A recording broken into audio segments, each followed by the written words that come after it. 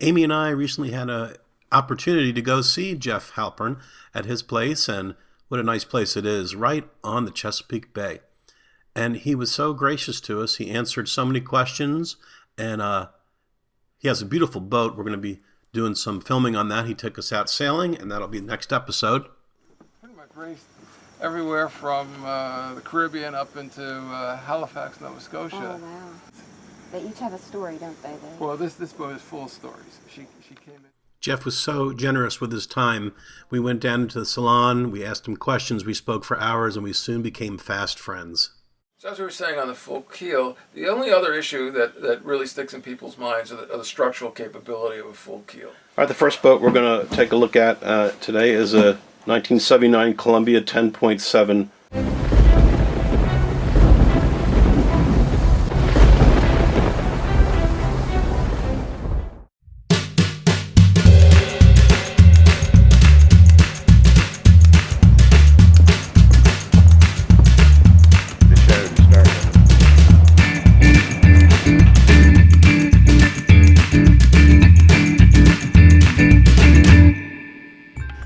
This is nice. I like the interior in here. Really nice. Come on down, hon.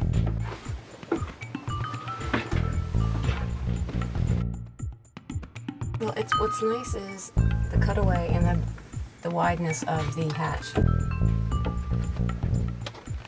And it looks you got a little like desk area here too. Imagine yourself with your laptop there. Serious. Being able to work from here. Yeah, isn't that nice? Comfortable? I can see you. That's like there you can have your little privacy. Okay, so that actually it slides. That slides out. There's room to work on the right and the left. Oh, that's nice. Yeah, you can get at pretty much everything you need to get at.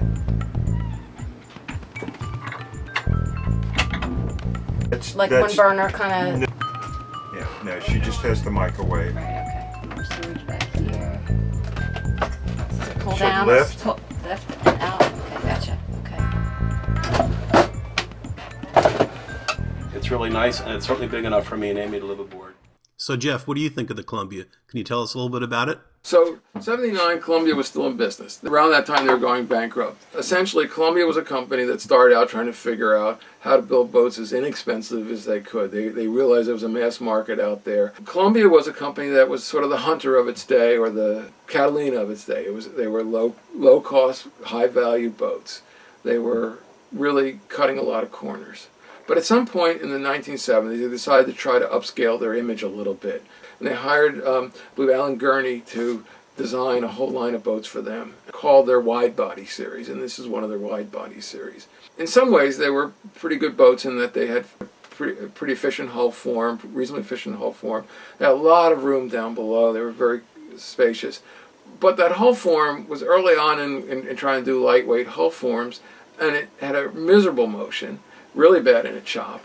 And also they had this strange entry at the waterline. The shape of the bow where it hit the bottom of the boat was this hard knuckle. And if you got into a chop, that thing would really slap when you came off the waves.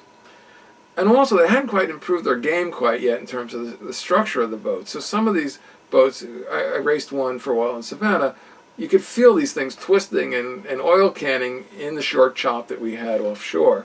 And I will say that most boats of that era did that.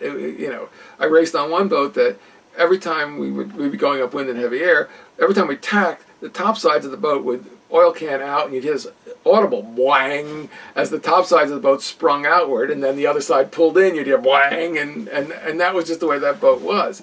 So that's the shortcoming of these boats. But at that time, the interior finish was coming up in the Columbias, the glasswork was getting a little better. And they were a little bit better designed than some of the boats in that middle period, the Bill Tripp designed Columbias. How would you say it as a beginner boat for me and Amy, based on limited sailing ability? It's not a bad boat, but there are much better boats out there for the dollar. So I hope this has given you an explanation of what we're all about and how our channel is unique and what you can look forward to in the future. And I want to get a boat as quick as you want me to get one, but it takes time.